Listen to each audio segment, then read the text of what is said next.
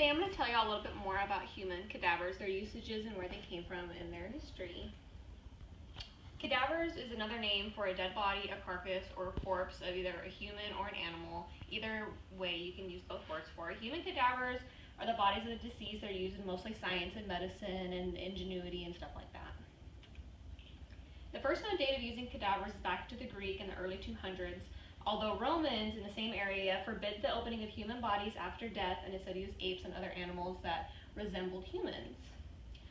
The reason why Romans didn't want to use people is that the gods they believed in, they deemed that that was unholy and it was not supposed to be cut open and you were desecrating bodies in the afterlife. They believed that if you disturbed a person's body in the real world, that they will not rest peacefully in the afterlife, and whenever they had scarce crops or plight or plague or disease that washed over them, they believed that they were being punished for cutting open humans. Andreas Vesalius was a man from Belgium that was considered the father of anatomy. He studied many bodies, opened them up many times, and actually wrote the first 7 books of anatomy over the human body, or known as Fabrica. The books are cherished in science and medicine and paved the way to future medical practitioners in different ways to record and study the human body. Whether or not it was completely accurate, it is not, because not as many innovations we had now were available.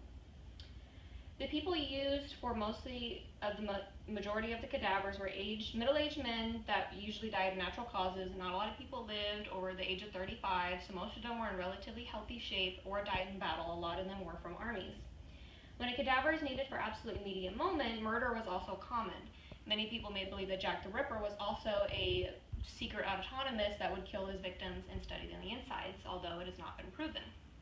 People who were unwanted and not useful to society, like prostitutes or the middle-aged that were mentally retarded, or those who do not serve a purpose, were also taken.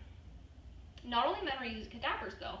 Most of the men that were criminals or mentally handicapped, women were examined but mostly kept a secret because of the cherishness of women, that men thought that it was insane and crazy and unholy that you would cut open another woman. Scientists, though, that were in the private areas did not care about the social status that was given to them. Children and infant cadavers were also more sought after than average male bodies. Little did the 18th century autonomists know that thousands of babies and children died in these areas from malnutrition, abuse, neglect. They died during childbirth or getting ran over. Very simple ways, but they did not know where to take them to in approximate time to get them autopsied. In a recent study for car safety manufacturers, European makers have started to use real child cadavers for child safety instead of using the dummies. They believe that, yes, the dummies are usable still, but for child seats that later on have problems, they believe that whenever they use a real body, they can see where trauma really happens on the human body when brakes are applied or something's wrecked to the sides or above. Lucky for Europe, though, Spain has the highest donor rate in the world, while the US is actually declining. The use of child or infant cadavers was wildly unpopular in the late 18th century, though, and began a banning on using children. Many people could not live past the death of a child or cut them open because they did not have the heart to do so, although many scientists and some people did do it in private. During the Renaissance period of usage of cadavers became popular again for advanced medical research, more advanced than what they had, but not as much as we have now. Leonardo da Vinci said that one of the ones who can cut open corpses will perhaps be impeded by your stomach from the smell and thought of opening up a dead person. Many were not educated what death really was and did not want to disturb the bodies. Another thing about using cadavers back then was that it was someone who had a strong stomach and available workspace in a short amount of time. In warm weather or wet weather, the cadaver would decompose much more quicker, so it became much more gross and messy and dilapidated as it went on. In the 14th century, barber surgeons are most common medical practitioners in medieval Europe who were also mostly medical doctors in armies, and just if there's a lot of people, that's where they usually sent them. They're not very qualified, and they would actually use cadavers and cut them open in public and let people watch. Some of them were in awe of, oh my gosh, that's inside me, and others were disgusted and did not want to believe that was inside of a human body.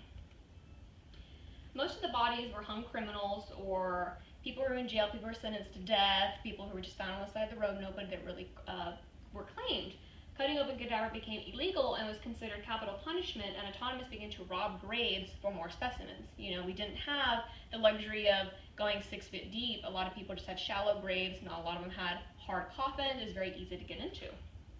If a person died and no family claimed the body, the court did rule that unclaimed bodies were acceptable for usage. So if someone has no family, they were homeless, nobody knows who they were, you can claim that body and use them. Although many were stolen with penance. In the 1930s, the National Socialist regime of Germany donated thousands of bodies from the disgusting practices of politics during the Holocaust. A lot of people didn't know what was happening, so they just thought they were just bodies from Germany. In the 70s, became an act that people can actually donate their bodies to science whenever they die. The only way to do this, though, is that you have to have, it's written, it's not going to be coerced by a doctor, though many doctors would appreciate patients who had a rare disease where the only way you can really look at it is whenever they're dead and you completely look at their brain. Although it's still not enough. A lot of people around the world do not want to use human cadavers because of their religion. Many cultures believe that the treatment of human bodies should be left alone and not desecrated. A lot of people throughout India believe that once the body is dead and you have left, you do not disturb the body for their afterlife. Cadavers are very common though now. The cadavers in the United States are much more acceptable. Cadavers can be used in medical aids and substitutes for using different organs and different advancements in medicine to make more. They can be used to make and heal something in the human body. Without research, this may not have been an option for many people. From 2002 and 2003, the amount of donations in the United States have dropped by almost 200. And it may not seem a lot, but it really is because you can only use them for so long after they are fermented. A body of the man who died in the 1990s was actually frozen completely and now is being cut up into over thousands of pieces so that you can actually do pictures of tiny little sections so scientists can further understand them. And we used a woman and a man cut very, very thin so you can really understand what's inside and what if we change something and what's going to happen down the line. And in conclusion, that cadavers may sound messy or cruel, but without the exposure of these bodies, the amount of medicine that we have today may not have been possible. And that is my speech over human cadavers.